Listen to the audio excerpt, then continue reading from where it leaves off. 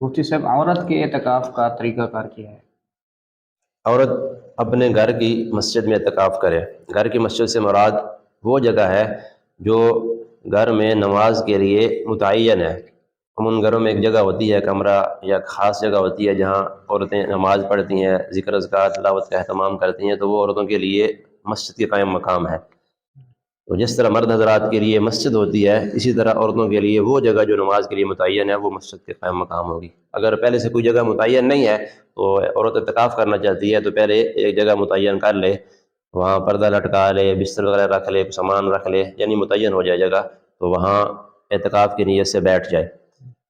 تو وہاں اس جگہ سے باہر نکلنا بغیر کسی طبی عذر کے، شرعی عذر کے، اعتکاف ٹوٹ جائے گا، جائز نہیں ہوگا اس طرح نکلنا۔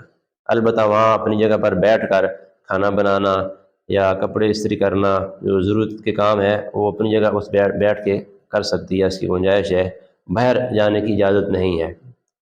اگر اعتکاف کے دوران عورت کو ماہواری آ جائے تو کیا اس سے اعتکاف ٹوٹ جائے گا یا نہیں؟ یہ اعتکاف کے دوران عورتوں کو ماہواری آ گئی ہے تو اس سے اعتکاف ٹوٹ جائے گا۔ جو خواتین اعتکاف بیٹھنا چاہتی ہیں، ایک تو وہ اپنے کھانے پینے کا متبادل انتظام کریں تاکہ انہیں اعتکاف کے دوران کوئی دقت پریشانی نہ ہو، یکسوئی کے ساتھ یہ اللہ کی عبادت کر سکیں، اور دوسرا اپنے ایام کو سامنے رکھتے ہوئے اعتکاف میں بیٹھنا چاہیے۔